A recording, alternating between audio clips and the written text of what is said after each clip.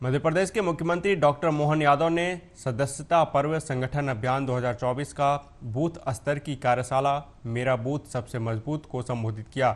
इस दौरान उन्होंने कहा कि 5 निष्ठाओं के आधार पर भाजपा के सदस्य बनाए जाते हैं। लोकतंत्र की भावना में विश्वास सबसे बड़ी निष्ठा है। वहीं सीएम यादव ने कांग्रेस पर निशाना साधते हुए कहा कि हम में और हमारी विरोधी पार्टी में अंतर है कि हमारे यहाँ 3 पीढ़ियाँ हैं, लेकिन कांग्रेस में एक ही पीढ़ी है। उन्होंने कहा कि बीजेपी में नए खून और नए कार्यकर्ता की महत्ता है और बीजेपी के विचारधारा का तेजी से फैलाव हो रहा है। प्रसन्नता है, मुझे इस बात की प्रसन्नता है। भारतीय जनता पार्टी का सदस्यता अभियान का बड़ा कार्यक्रम चल रहा है और उसी के कारण से आज देश भर में लगभग 10.5 लाख से ज्यादा बूथों पे सदस्यता अभियान प्रारंभ होने की बैठकें चल रही है। हमारे अकेले मध्य प्रदेश में 64,871 बूथों पर एक साथ मीटिंग चल रही है। मैं आज भोपाल जिले के नगर जिले के अंदर 111 नंबर के बूथ पर दक्षिण पश्चिम विधानसभा के अंदर आज स्वयं इस मीटिंग को लेने आया हूं। मुझे इस बात की प्रसन्नता के बड़े पैमाने पर भारतीय जनता पार्टी के कार्यकर्ताओं को अपनी सदस्यता के अभियान को लेकर उत्साह, उमंग, ऊर्जा भरी हुई है और हम सब अपने निर्धारित लक्ष्य के लिए आगे बढ़ेंगे। हमने 1.5 करोड़ सदस्य बनाने का प्रदेश का लक्ष्य लिया है और मुझे पूरा भरोसा है जिस प्रकार से हमारे कार्यकर्ताओं के बीच योजना बनी है। भारतीय जनता पार्टी का संगठन अपनी योजना अनुसार सभी वर्ग को, सभी लोगों के लिए भारतीय जनता पार्टी को सदस्य बनाने निकलेगा और यही कारण है कि दुनिया की सबसे बड़ी लोकतांत्रिक पार्टी अगर आज की स्थिति में है तो भारतीय जनता पार्टी है और दुनिया के सबसे बड़े लोकतंत्र में भी अगर किसी की सत्ता है तो भारतीय जनता पार्टी की सत्ता हमारे। बिहार विधानसभा में नेता प्रतिपक्ष और राजद नेता तेजस्वी यादव ने रेलवे का निजीकरण को लेकर बोलते हुए कहा कि बीजेपी सरकार पर निशाना साधा। तेजस्वी यादव ने कहा कि रेलवे का निजीकरण किया जा रहा है। लालू यादव जब रेल मंत्री थे तब उन्होंने गरीबों के लिए काम किया था। हर बजट में वो रेल का किराया कम करते थे। जो गरीब एसी में यात्रा नहीं कर सकते थे उनके लिए उन्होंने गरीब रथ जैसी ट्रेनें शुरू की। तेजस्वी यादव ने कहा कि पीएम मोदी पर तंज कसते हुए तेजस्वी यादव ने कहा कि लेकिन अब प्रधानमंत्री ने ऐसी स्थिति कर दी है कि ट्रेन समय पर चले या ना चले, लेकिन समय पर रेल हादसा जरूर हो जाता है। देखिए, पहली बात तो रेलवे का पूरी तरीके से प्राइवेटाइजेशन हो गया और जहां तक गरीबों की बात है, गरीबों के लिए काम तो लालू जी ने किया है। जब रेल मंत्री थे हर बजट में जो है किराया कम करते थे लालू जी।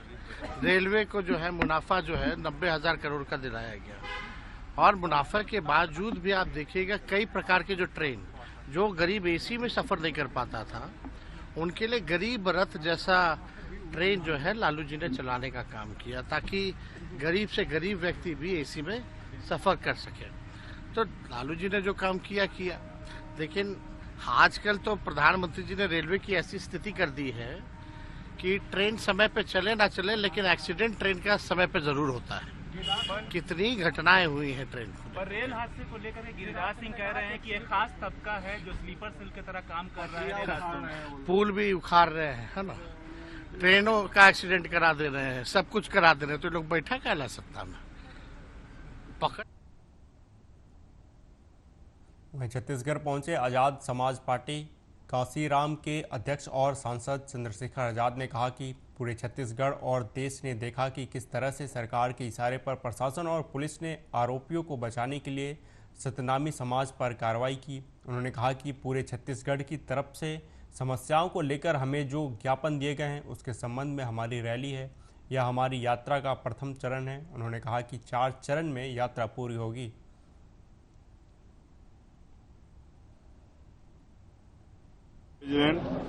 सड़कों के रास्ते से उन्होंने पूरे क्षेत्र में घूम घूम के जो है सामाजिक न्याय यात्रा को मजबूत करने का काम किया। लोगों तक जो डर था, लोगों के अंदर भय था, इस सरकार की वजह से उसको निकालने का काम किया।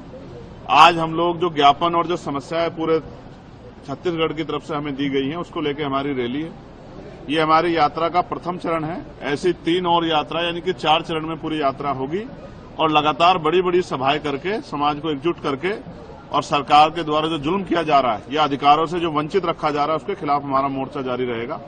मेरा विश्वास है कि अभी जो दमन हुआ है उस दमन का हिसाब तो जनता सरकार से करेगी, लेकिन जो भविष्य में हमारे लोगों को इनसे सतर्क रह के अपनी ताकत बनानी है, उसके लिए भी संदेश आज हम लोग जो हैं आपने। बिहार के सिवान में महावीरी जुलूस निकालने को लेकर पुलिस और ग्रामीणों में झड़प हो गई। उग्र भीड़ ने हुसैनगंज के प्रखंड विकास पदाधिकारी के गाड़ी में आग लगा दी। पुलिस और पब्लिक के बीच हुए इस झड़प में कई पुलिस कर्मियों के घायल होने की भी खबर है। घटना के बाद हथौड़ा गांव में भारी तादाद में पुलिस बल को तैनात किया गया।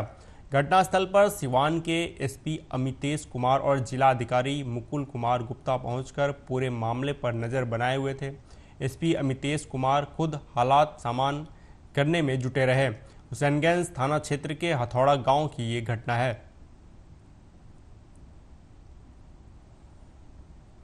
आरा शहर के कांग्रेस कार्यालय शहीद भवन में कांग्रेस जिला अध्यक्ष अशोक राम ने कहा कि पूरे भोजपुर जिले में ही नहीं, बिहार में आपराधिक घटनाओं में वृद्धि हुई है। उन्होंने कहा कि इसके लिए धरना और प्रदर्शन लगातार हो रहे हैं। मौके पर कांग्रेस के कई नेता मौजूद रहे।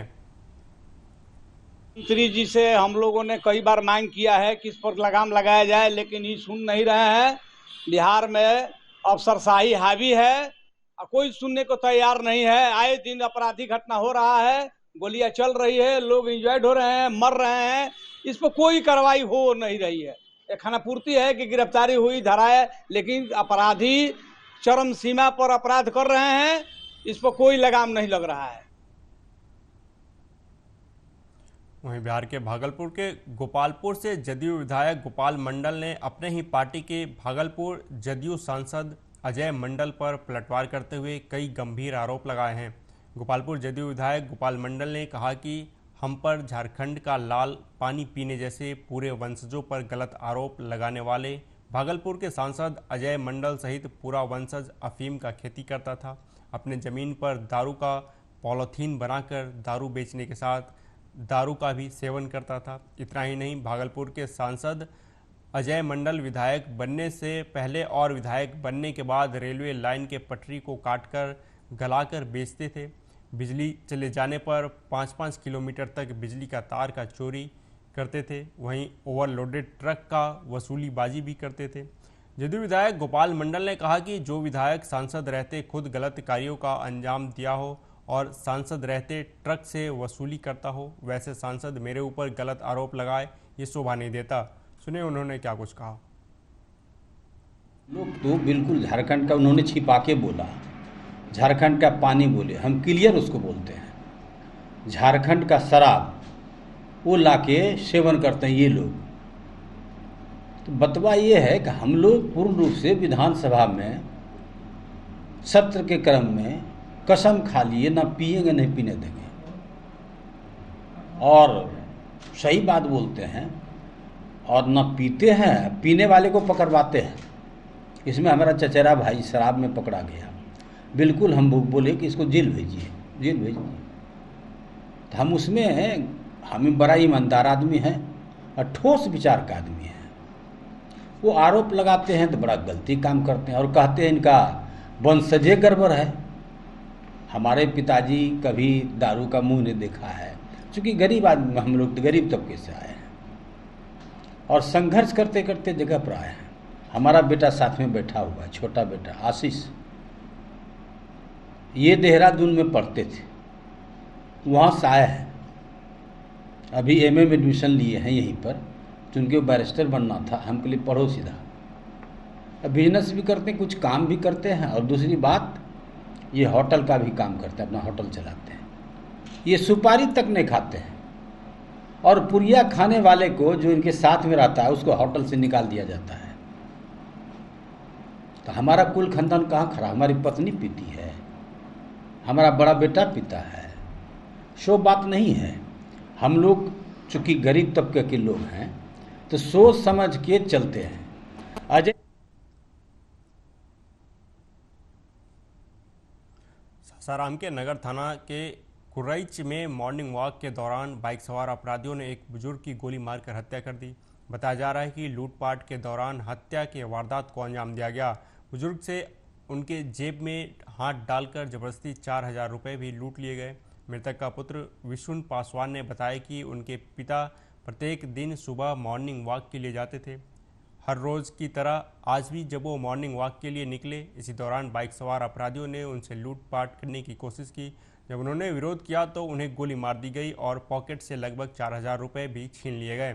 सूचना मिलते ही नगर थाना की पुलिस मौके पर पहुंची और शव को कब्जे में लेकर पोस्टमार्टम के लिए सासाराम के सदर अस्पताल भेज दिया।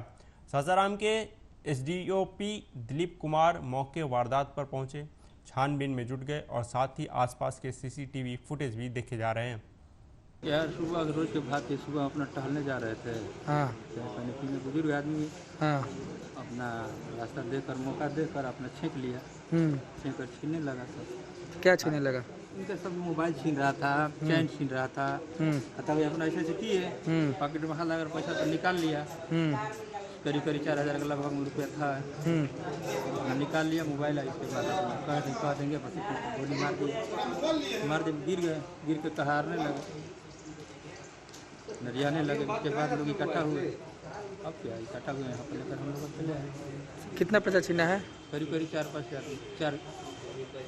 4,000 के लगभग। कहाँ की घटना है? यही बजरंग पाठशाला, महावीर स्थान, पुराई। मृतक का क्या नाम है? मृतक का नाम श्रीलाल दीपक। आपका नाम? हमारा नाम विष्णु दीपक। कौन है मृतक के? बेटे हैं यार।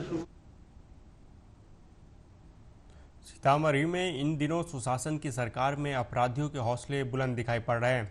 अपराधियों ने एक युवती को गोली मारकर गंभीर रूप से जख्मी कर दिया। मामला सूरसंड थाना क्षेत्र के रथाउर गांव का है, जहां शुक्रवार की देर रात पंचायत के मुखिया रविशंकर को खोजने आए बदमाशों ने एक युवती को गोली मार दी। जख्मी युवती की पहचान रिमझिम कुमारी के रूप में की गई है। बताया जा रहा है कि 2 गोली बदमाशों के द्वारा चलाई गई, जिसमें एक गोली दहशत फैलाने के लिए हवा में फायरिंग की गई थी, जबकि एक गोली उस युवती को पेट में जा लगी। जख्मी युवती का इलाज सीतामढ़ी शहर के निजी क्लिनिक में चल रहा है। युवती का कहना है कि वह अपने कमरे में अकेले सो रही थी, उसके माता पिता इलाज के लिए बाहर गए हुए थे। कल रात में 2:30 बजे के आसपास रिमझिम नाम की एक लड़की आई थी, जिसके की पेट में नाभि के पास गोली लगा हुआ था। उसकी की रात में ऑपरेशन किया गया है। ऑपरेशन करने के दौरान उसके पेट के अंदर एक तो छोटी आंत और साथ ही साथ बड़ी आंत फटी हुई थी, उसका की ऑपरेशन किया गया। और गोली जो था वो पेल्विस में था, जहाँ से बुलेट को भी रिमूव कर लिया गया है। मरीज आईसीयू में अभी एडमिट है और लगभग हमको उतना जानकारी नहीं है। उसके बाद में उनसे पूछा गया कि क्या हुआ है, तो कहते 2 आदमी आया हुआ था, आपको खोजा है। मुखिया को खोज रहा था यहाँ पर, मुखिया को खोजा, जब नहीं मिले तो हमको मार कर चला गया, बस यही बात। तो और हमको ज़्यादा जानकारी नहीं है। वहाँ से फिर आया थाना लेकर सीतामढ़ी आ गया, बस हमको उतना जानकारी नहीं है। उसके बाद में उनसे पूछा गया। अगली खबर उत्तर प्रदेश के रायबरेली से है, जहां शासन के निर्देश पर प्रधानमंत्री आवास योजना 2024 का सर्वे सितंबर महीने के पहले सप्ताह में शुरू होगा। मुख्य विकास अधिकारी अर्पित उपाध्याय ने बताया कि प्रधानमंत्री आवास योजना ग्रामीण भारत के एक महत्वाकांक्षी योजना है। इसके माध्यम से ग्रामीण क्षेत्र के लिए सभी बेघर और आवास विहीन परिवारों को पक्की छत उपलब्ध कराए जाने का काम किया जाता है। यह योजना वर्ष 2016 में शुरू की गई थी, जिसके तहत लाभार्थियों का चयन किया गया था। अब आवास पर सर्वेक्षण 2024 के माध्यम से नए पात्र लाभार्थियों को सूची में जोड़े जाने के लिए सितंबर के पहले सप्ताह में सर्वे शुरू किया जाएगा। इसके लिए कर्मचारियों की पंचायत वार्ड ड्यूटी भी लगा दी जाएगी। उन्होंने बताया कि विकासखंड स्तर पर ग्राम प्रधान वीडियो से प्रधानमंत्री आवास योजना के तहत लाभार्थियों के बैंक खाते में 1,20,000 रुपये की धनराशि प्रदान की जाती है। जी, प्रधानमंत्री आवास योजना के अंदर अभी पात्र और अपात्र जो लोग हैं उनका चयन होना है। उस चयन के बारे में आपके माध्यम से हम ये जनता को बताना चाहते हैं कि विभिन्न ब्लॉकों में, विभिन्न ग्राम पंचायतों में इस प्रकार से चयन किया जाएगा। पुरानी सूची के पुरानी जो पात्रता की जो कंडीशंस थी उसमें इस बार एक इम्पॉर्टेंट चेंज हुआ है। इसमें सबसे बड़ा चेंज यह है कि पहली सूची इससे पहले जिनके पास भी दुपहिया वाहन हुआ करते थे उनको इसमें अपात्र घोषित कर दिया जाता था। यह कंडीशन अब हटा दी गई है। अब खाली ये कंडीशन जो 3 पहिया और 4 पहिया वाले वाहन हैं उनके लिए अब लागू है। तो जिन भी लोगों के पास में बाइक है या स्कूटी है वो खाली इस वजह से अपात्र नहीं घोषित किए जाएंगे। दूसरा इसमें यह है कि किसी भी परिवार की आमदनी अगर 10,000 रुपये होती थी पहले, तब उसके बाद में वो अपात्र किया जाता था, लेकिन ये सीमा जो है अब बढ़ाकर 15,000 कर दी गई है। तो किसी भी परिवार में अगर कोई व्यक्ति 15,000 से पर मासिक उसकी सैलरी है तो फिर वो अपात्र घोषित होगा। 15,000 से कम है, फिर बाकी कंडीशंस अगर वो मीट कर रहा है। जी, अलीगढ़ के अकराबाद में भाकियू किसान सेना की महापंचायत हुई। 9 सूत्रीय मांगों को लेकर भाकियू किसान सेना के बैनर तले यह महापंचायत की गई। इसमें अकराबाद को तहसील बनवाने, लौधा गन्ना मिल चालू करने और किसानों का बकाया भुगतान जैसे 9 सूत्रीय मांगों को लेकर महापंचायत की गई।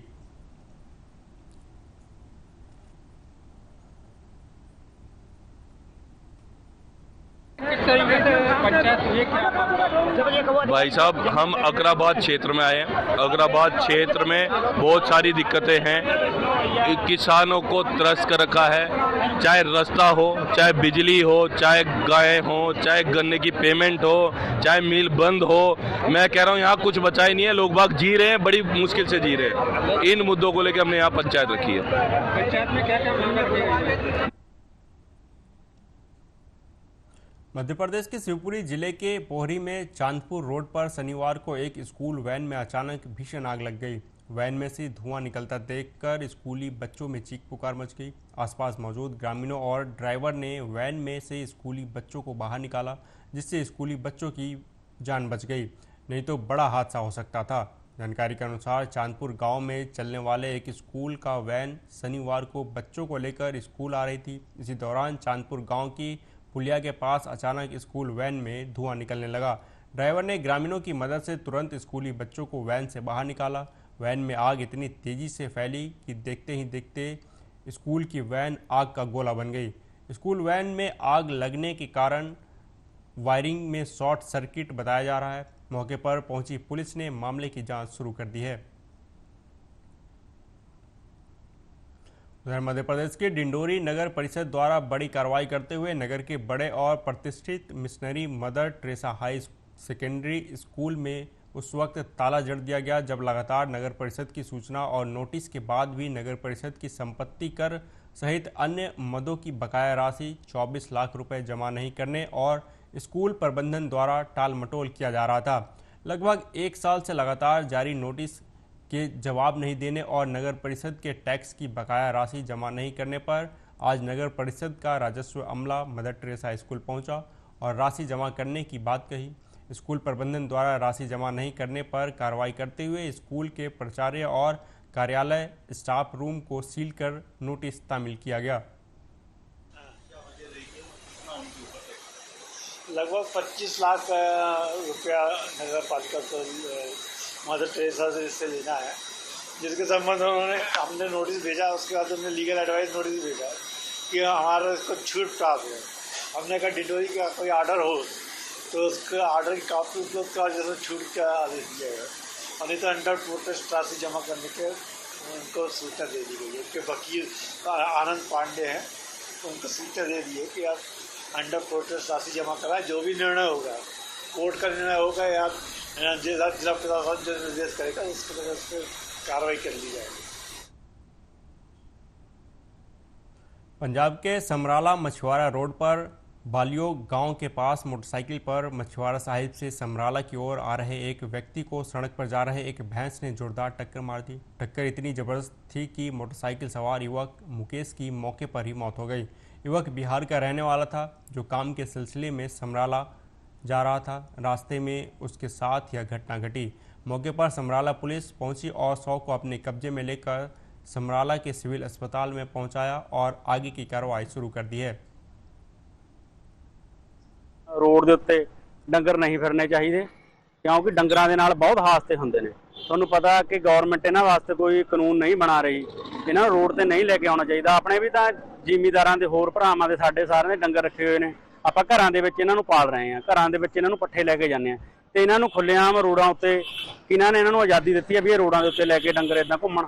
ਤੇ ਹੁਣ ਇਹ ਹਾਦਸਾ ਹੋ ਗਿਆ, ਇਹਦਾ ਜ਼ਿੰਮੇਵਾਰ ਕੌਣ ਉਹਨਾਂ ਦਾ ਬੰਦਾ ਜੋ ਕਿ ਵਿਚਾਰੇ ਦੀ ਡੈਥ ਹੋ ਗਈ ਆ, ਉਹਦੀ ਕੌਣ ਉਹਦੇ ਘਰ ਨੂੰ ਸੰਭੂਗਾ, ਕੌਣ ਉਹਦੇ ਬੱਚਿਆਂ ਨੂੰ ਪਾਲੂਗਾ। ਹੁਣ ਛੋਟੇ ਛੋਟੇ ਬੱਚੇ ਨੇ ਬਾਈ ਦੱਸ ਰਹੇ ਨੇ ਮੌਕੇ ਦੀ ਡੈਥ ਹੋ ਗਈ, ਇੰਨੀ ਭਿਆਨਕ ਟੱਕਰ ਮਾਰੀ ਹੈ ਕਹਿੰਦੇ ਮੱਝ ਨੇ ਵੀ ਜਾਣੀ ਉਹਦੀ ਬਾਈ ਦੀ ਜਦੇ ਮੌਕੇ ਤੇ ਡੈਥ ਜਿਹੜੇ ਹੋ ਗਈ। ਮੱਝਾਂ ਚਰਾਉਣ ਲਈ ਖੁੱਲ੍ਹੇਆਮ ਲੈ ਕੇ ਫਿਰਦੇ ਨੇ, ਸਰਕਾਰ ਔਰ ਪ੍ਰਸ਼ਾਸਨ ਨੂੰ ਕੀ ਅਪੀਲ ਕਰਨਾ ਚਾਹੁੰਦੇ ਨੇ? ਬਸ ਇਹੀ ਅਪੀਲ ਕਰਦੇ ਆ ਵੀ ਇਹਨਾਂ ਨੂੰ ਆਪਣਾ।